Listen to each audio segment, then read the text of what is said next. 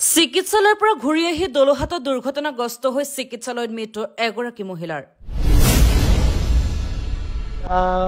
নাহনি যিটো বিষয় হ'ল কালি অকস্মাত ঘটনা হৈ গ'ল আপোনাৰ এই ঘৰখন মাতবোল কৰিবলৈ মানুহ কোনো নাই গাঁৱৰ ৰাইজ আমি মোমাই এখন মিটিংটো এনেকৈ ৰুপীয়া হৈ আছোঁ মেডিকেলৰ পৰা আমি পোৱাহি নাই নাহনি পথ আৰু দলহাট তিনিআলি বাগানৰ সেইখিনি স্পীড ব্ৰেকাৰত ইমান পানী হয় তেখেতক মেডিকেলৰ পৰা আনোতে স্কুটিৰ পৰা লুটি খাই পৰিলে স্কুটিৰ পৰা যদি চিন থাকিলেহেঁতেন তেতিয়াহ'লে একো দিগদাৰ নাছিলে একো তাত চিন নাই মানে যাওঁতে তেখেতখন যাওঁতে আপোনাৰ একো কৰা নাই তাত স্কুটিৰ নাই দিয়া ঘূৰি আহোঁতে তেখেতখন ধৰিব নোৱাৰিলে অকণমান চলু কৰি ধৰোঁতে ভণ্টিজনী লুটি খাই পৰিলে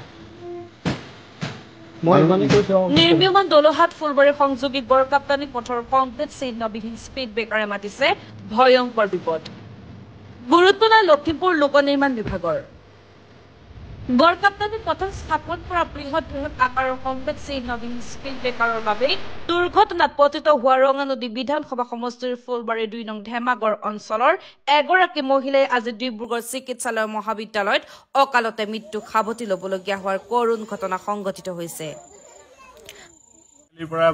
নাহৰণি সংযোগী পথটি ফুলবাৰী আঞ্চলিক ছাত্ৰ সন্থাৰ দীৰ্ঘদিনীয়া দাবীৰ ফলস্বৰূপে এই পথটি আৱৰ্তিত হৈ আছিল কিন্তু ঠিকাদাৰগৰাকীয়ে পথটি নিৰ্মাণৰ ক্ষেত্ৰত বিভিন্ন ক্ষেত্ৰত নিজ মতালি আৰু গাফিলতি কৰা দেখা গৈছে যাৰ ফলস্বৰূপে ৰাস্তাৰ মাজত মাথাউৰি সদৃশ স্পীড ব্ৰেকাৰ নিৰ্মাণ কৰিছে এই স্পীড ব্ৰেকাৰবোৰত কোনো ধৰণৰ চিন ব্যৱহাৰ কৰা নাই যাৰ ফলত বিভিন্ন সময়ত এক্সিডেণ্ট হৈ আহিছে শেহতীয়াভাৱে যোৱা নিশা এগৰাকী মহিলাৰ এক্সিডেণ্ট হৈ মৃত্যুমুখত পৰিছে আৰু পূৰ্বেও কেইবাগৰাকীও ব্যক্তি দুৰ্ঘটনাত নিহত হৈছে ফুলবাৰী আঞ্চলিক ছাত্ৰ সন্থাই বিভাগীয় কৰ্তৃপক্ষক দাবী জনাও যে এই মাথাউৰি সদৃশ স্পীড ব্ৰেকাৰসমূহ ভাঙি ইয়াৰ ঠাইত সৰু সৰু স্পীড ব্ৰেকাৰ বনাই নিৰ্দিষ্ট চিন প্ৰয়োগ কৰিব লাগে লখিমপুৰ জিলাৰ লোক নিৰ্মাণ বিভাগৰ নাওবৈচা লালুক আৰু বিহপুৰীয়া উপসংমণ্ডলৰ অধীনস্থ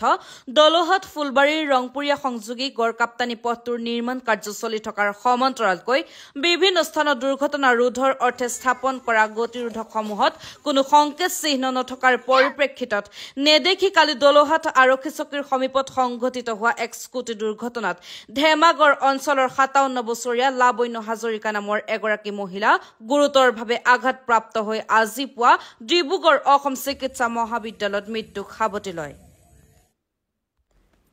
জানিব পৰা মতে ২ নং ধেমাগড় প্ৰফুল্ল হাজৰিকাই নিজৰ স্কুটিত পত্নী লাবণ্য হাজৰিকাক কোনো ৰোগৰ চিকিৎসা কৰাবলৈ লখিমপুৰ চিকিৎসা মহাবিদ্যালয়লৈ নি ঘূৰি অহাৰ পথত সন্ধিয়া দলহাট আৰক্ষী চকীৰ সমীপত আৰু দলহাট চাহ বাগিচাৰ মুখ্য গেটৰ সন্মুখত লোক নিৰ্মাণ বিভাগে স্থাপন কৰা বৃহৎ আকাৰৰ গতিৰোধকত কোনো সংকেত চিহ্ন নথকাৰ বাবে দেখা নাপাই স্কুটিখন উফৰি যোৱাত আৰোহীৰ আসনত থকা মহিলাগৰাকী পকী পথত চিটিকি পৰি গুৰুতৰভাৱে আঘাতপ্ৰাপ্ত হয় শৰীৰৰ অভ্যন্তৰত গুৰুতৰভাৱে আঘাতপ্ৰাপ্ত হোৱা লাবণ্য হাজৰিকাক চিকিৎসাৰ বাবে ততাতৈয়াকৈ লখিমপুৰ চিকিৎসা মহাবিদ্যালয়ত ভৰ্তি কৰে যদিও উন্নত চিকিৎসাৰ বাবে চিকিৎসকে ডিব্ৰুগড়লৈ প্ৰেৰণ কৰে আৰু আজি পুৱাতে মহিলাগৰাকীৰ মৃত্যু হয় মহিলাগৰাকীৰ অকাল মৃত্যুত ফুলবাৰী অঞ্চলত শোকৰ ছাঁ পৰিছে